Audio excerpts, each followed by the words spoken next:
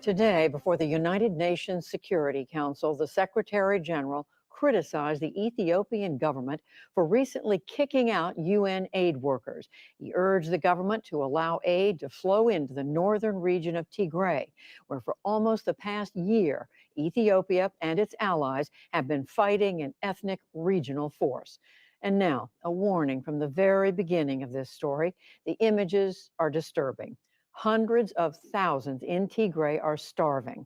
And as Nick Schifrin reports, as fighting continues, the very real specter of famine looms. In Tigray, children are dying.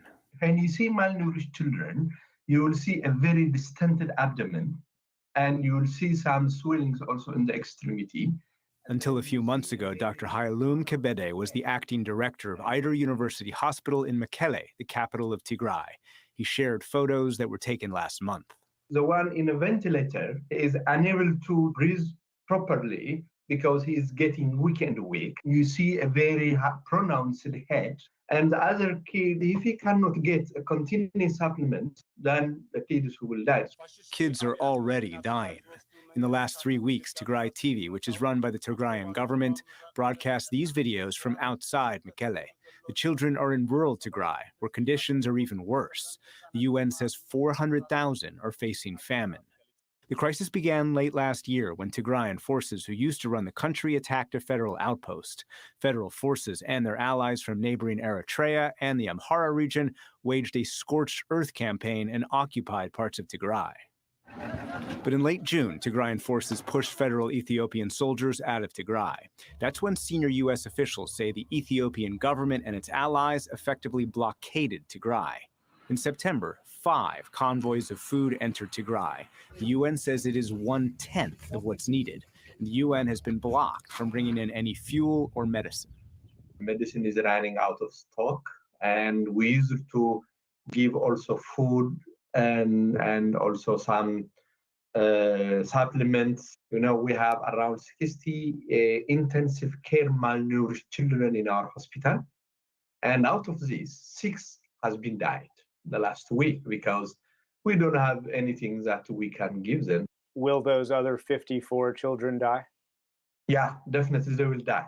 So the combination of lack of medical care, most of the health institutions there are inoperable, and lack of food will mean that people will start to die. Last week, the UN's top humanitarian official, Martin Griffiths, sat down with the Associated Press for a rare interview. After it aired, Ethiopia kicked 7 UN aid workers out of the country. And UN officials say whenever aid workers arrive, Ethiopian government officials take away their phones and cameras, anything that can record. Kebede was able to speak to us because he now lives in Baltimore. Is the federal government blocking Tigrayans from sharing these images with the world? Yes, the government is blocking all communication. The reason is just not to reveal what's happening in Tigray. Can you hear me? Over a sketchy Zoom line to Mekelle, I spoke with Mulugeta Gebriot Berhe. We're just going to have to be patient, I think, because we lost you for a few minutes there. He's a former Tigrayan fighter turned academic and UN mediator. We're seeing the peasants are surviving on, wheats and flours that they have never used before. Because they have literally nothing to eat. If the world didn't act properly, it could be witnessing another disaster similar to that of 1985 in a very short period of time. In the 1980s, famine killed 1 million Ethiopians. It too was man-made. And Tigrayans warn this one could be worse. The encirclement was not 360 degrees as it is today. This time, the siege is a complete siege. The Ethiopian government accuses Tigrayan military forces of fueling the conflict by sending soldiers from Tigray into neighboring Amhara and Afar and blocking aid delivery. They call Tigrayan forces and their political arm, the Tigrayan People's Liberation Front that used to run the country, terrorists. And Human Rights Watch accused Tigrayan forces of killing civilians indiscriminately. Ethiopian Deputy Prime Minister Demeke Mekonnen spoke at last month's UN General Assembly. In Ethiopia, groups that consider equality as subjugation are making their best effort to create and prolong anarchy. At this stage, we are nearly convinced humanitarian assistance is a pretext for advancing political considerations. Tigrayan forces admit they've crossed borders, but Berhe, who says he's now a member of what he calls the resistance, is unapologetic. There is massive mobilization of the people. They're just saying, nobody is going to save us. The world has forgotten us. And to talk about Tigray, I'm joined by Mark Lowcock, who until July was the UN's top humanitarian official and was outspoken on Ethiopia. He's now a fellow at the Center for Global Development. Welcome to the NewsHour, Mark Lowcock. Is the Ethiopian government trying to starve Tigray? Yes, that's what's happening. And your piece, thank you for doing your piece, because there's not just an attempt to starve 6 million people, but an attempt to cover up what's going on. What we're seeing play out, I think, is potentially the worst famine the world has seen in the 21st century. And everything that you've said in that piece is corroborated by what I'm seeing privately and what I'm hearing from lots of other people who have insight and who are able to extrapolate from the limited information there is about what's really going on in the places we can't see. You use the word cover up. The Ethiopian government accuses Tigrayan forces of blocking aid and committing abuses in neighboring regions. Are either of those claims true? One of the things that needs to happen is that the Tigrayans do need to pull back from some of the advanced positions they've taken up. But it is not true that the Tigrayans are trying to blockade.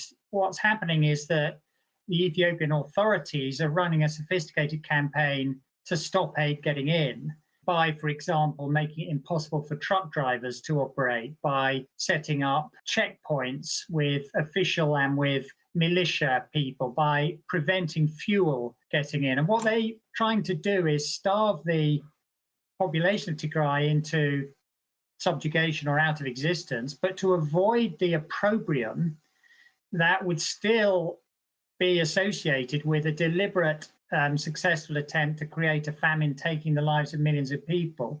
The Tigrayans desperately want assistance, and it is not being allowed to get into them. The U.S. is threatening further sanctions on the Ethiopian government. Is Europe doing enough to pressure Prime Minister Abiy? And I think it would be a good idea for European countries and others, in fact, to stand more clearly behind what the US is doing and work with them and the African Union on the mediation effort led by President Obasanjo. What is in danger of happening is not just a total catastrophe in Tigray, but the disintegration of the whole of the Ethiopian state. The loss of 30 years of development progress and throwing the whole region into turmoil. In 10 years of war in Syria, President Bashar al-Assad has evicted 3 UN aid workers. Last week, in one day, Prime Minister Abiy evicted 7 aid workers. How concerned are you, and could it exacerbate the famine? Well, the reason those people were thrown out was because the Ethiopian authorities did not want them to be able to see what was going on. And it is a very unusual thing, as you've said, to throw people out like that. And the Secretary General of the United Nations has made clear, speaking to the Security Council, that what happened is not acceptable. But we just need to understand why this has happened. It is part of the cover-up. And what that tells us is the Ethiopian authorities do not want the world to see what's going on. And that's why it's so important to keep describing the events that are playing out. As you said, Secretary General Antonio Guterres this afternoon criticized the Ethiopian government, but he, in fact, has been criticized for not doing enough. Do you believe the UN should be doing more?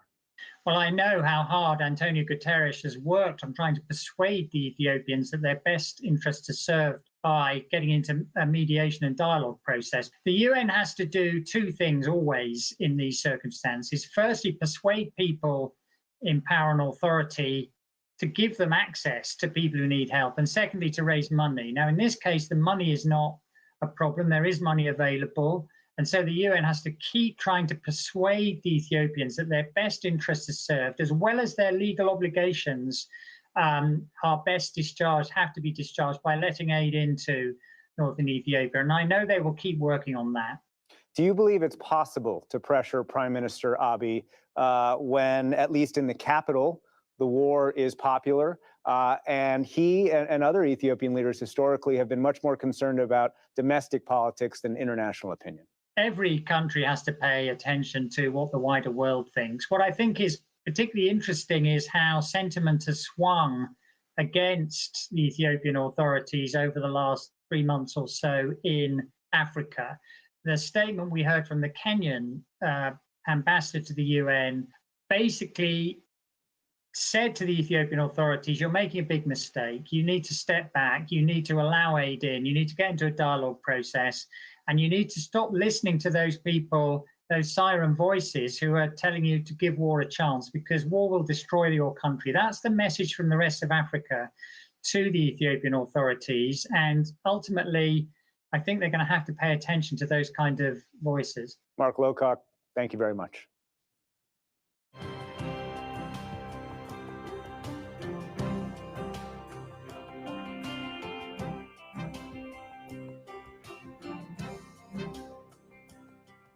A milestone development